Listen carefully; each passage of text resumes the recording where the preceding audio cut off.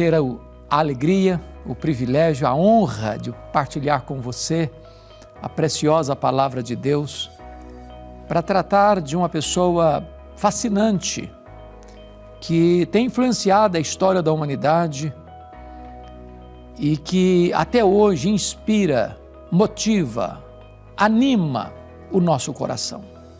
Eu quero falar para você sobre o balanço final da vida. E vou basear esta mensagem na segunda carta de Paulo a Timóteo, capítulo 4, versos 6 a 8. Vamos ouvir a leitura deste texto.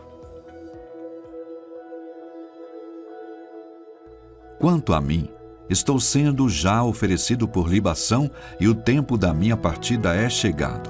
Combati o bom combate, completei a carreira, guardei a fé.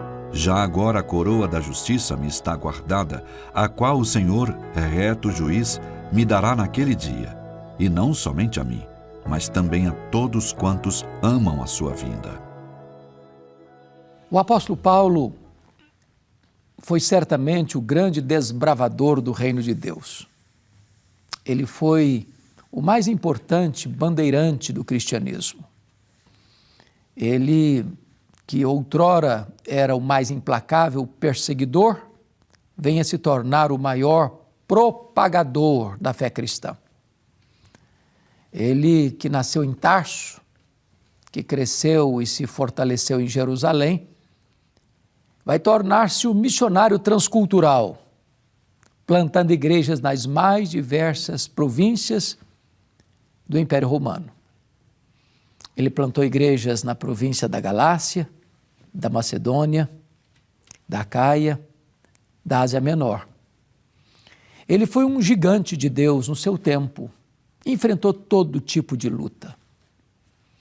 Ele foi apedrejado, ele foi fustigado com varas, ele enfrentou naufrágios, ele sofreu toda sorte de acusações levianas, ele foi perseguido em Damasco, ele foi rejeitado em Jerusalém, ele foi esquecido em Tarso, ele foi apedrejado em Listra, ele foi açoitado em Filipos, ele foi escorraçado das cidades de Tessalônica e Bereia, ele foi chamado de tagarela em Atenas, de impostor em Corinto, ele enfrentou feras em Éfeso, ele foi preso em Jerusalém e acusado em Cesareia. Ele enfrentou um naufrágio para Roma, ele foi picado por uma cobra em Malta. Ele chega na capital do império, preso, algemado. Esse homem trazia no corpo as marcas de Cristo. Era um homem já velho, pobre, era um homem que tinha deixado um legado para a história. Dos 27 livros do Novo Testamento, ele escreveu 13. Agora, ele está preso pela segunda vez na cidade de Roma. Depois de uma larga folha de serviços prestados ao reino de Deus. Ele não encerra seus dias condecorado num culto de ações de graças, com a Assembleia dos Santos, trazendo-lhe palavras de gratidão, mas ele encerra os seus dias numa masmorra romana, na masmorra mamertina. Ele foi acusado de ser um bandido, um criminoso, um malfeitor. Os irmãos da Ásia, com medo da perseguição que caiu sobre os cristãos depois do incêndio de Roma, abandonaram Paulo. Os crentes estavam sendo crucificados, queimados vivos, jogados às feras. Até mesmo Timóteo, seu filho, mais próximo, estava com vergonha dele. Quando marcaram uma audiência para Paulo apresentar a sua defesa, ninguém foi a seu favor. E está lá o velho apóstolo, com as cicatrizes no corpo, mas com a alma embandeirada, feliz, porque tinha a consciência do dever cumprido. E ele sai desta audiência sentenciado à pena de morte. Ao escrever o texto que você ouviu, ele já estava no corredor da morte. já estava aguardando o dia da sua execução. E é nessa conjuntura tão sombria é que ele vai fazer o balanço final da vida. E ele começa assim no versículo 7, eu combati o bom combate, eu completei a carreira, eu guardei a fé. Alguém já disse que não basta começar bem, é preciso terminar bem. E Paulo está terminando bem, porque ao olhar pelas lentes do retrovisor e fazer uma retrospectiva, ele entendeu que ele combateu um combate que valeu a pena, o bom combate. Não teve amenidades, foi luta do começo ao fim. Mas ele chegou a testemunhar assim, em nada considero a vida preciosa para mim mesmo, contanto que eu complete a minha carreira e o ministério que eu recebi do Senhor Jesus, para testemunhar o evangelho da graça de Deus. Esse homem tinha um propósito de vida, era completar sua carreira, era continuar fiel até o fim. E agora, isso não é mais um projeto, agora é um testemunho de vida, eu completei a carreira. No meio de tantas vozes, de tantas ideias, de tantas propostas, ele manteve-se íntegro e disse, eu guardei a fé. Eu nunca vendi minha consciência. Eu nunca negociei princípios e valores. Eu nunca abri mão da verdade. Eu fui preso, açoitado, fustigado com varas, enfrentei toda a sorte de oposição do mundo e a carranca do diabo, mas nunca abri mão da verdade. Eu guardei a fé. Que balanço fantástico acerca do passado. Vida tranquila e segura, consciência limpa. Essa é a maneira como nós também deveremos, ou pelo menos deveríamos, fechar as cortinas da nossa vida. Mas Paulo, neste balanço final da vida, ele vai fazer uma descrição do seu presente. No versículo 6, ele diz, quanto a mim, já estou sendo oferecido por libação, e o tempo da minha partida é chegado. O que Paulo está dizendo é o seguinte, olha, a morte chegou, vou ter que enfrentá-la. Fui condenado. Muito embora ele era um cidadão romano e não sofria a pena de crucificação como sofreu Pedro, ele foi degolado.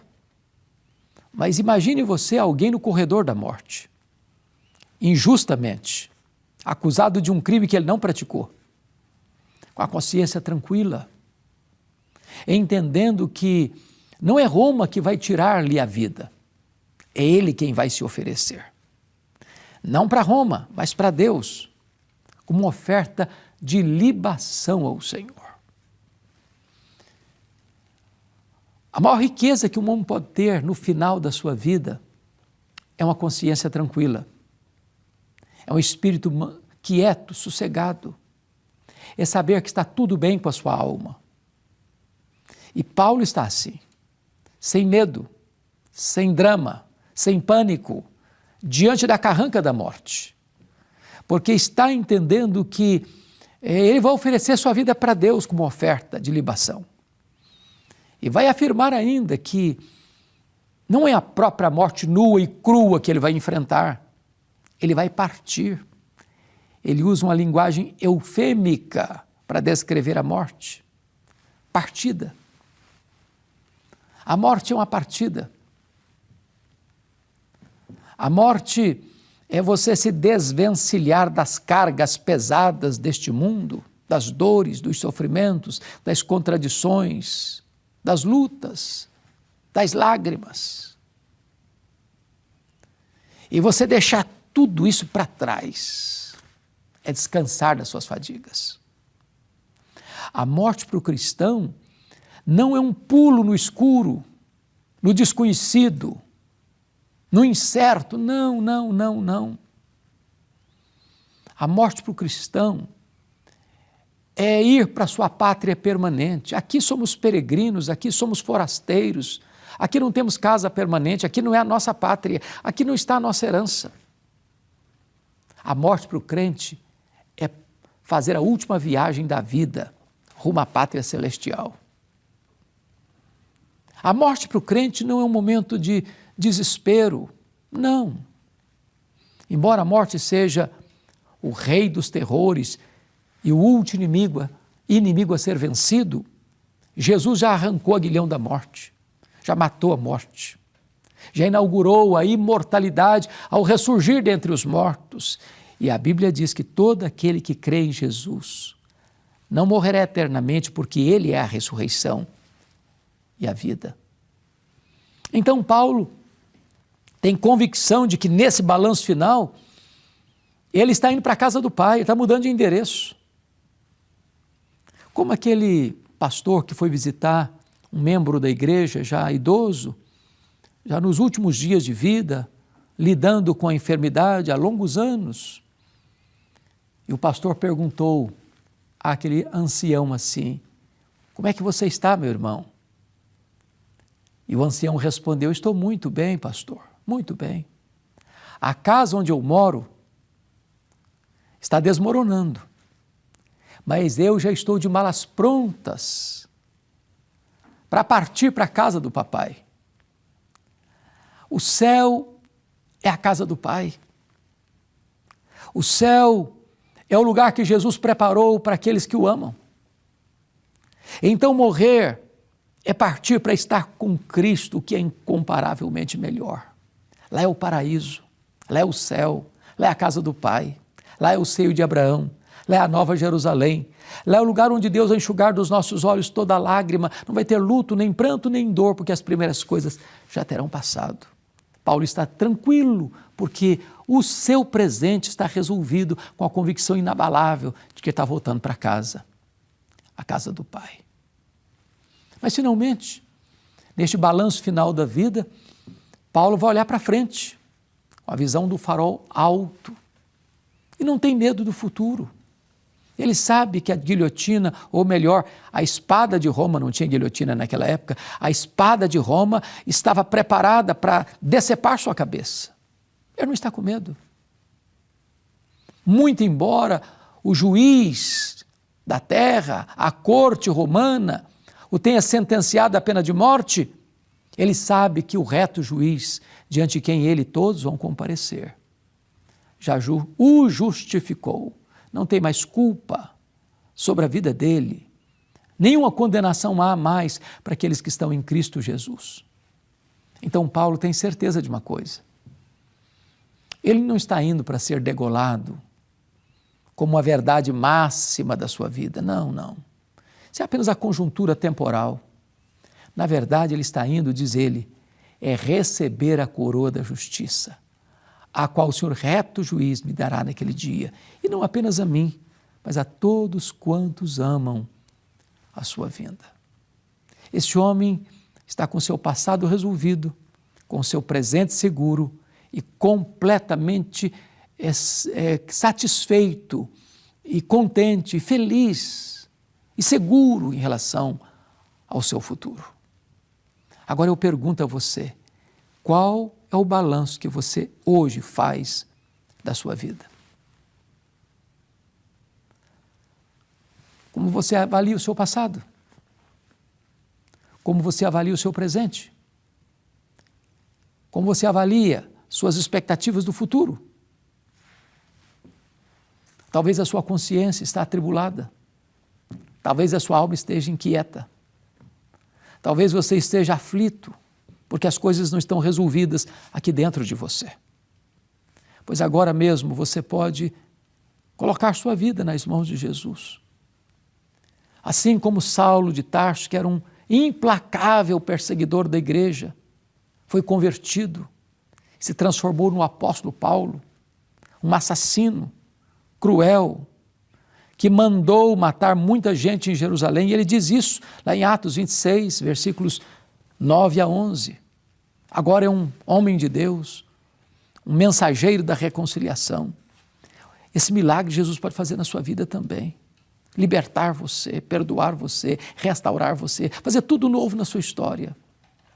E ao chegar neste final, você possa fazer um balanço e dizer: está tudo bem com a minha alma, está tudo bem com a minha alma. O passado já foi perdoado, o presente já está assegurado e a glória está pela frente.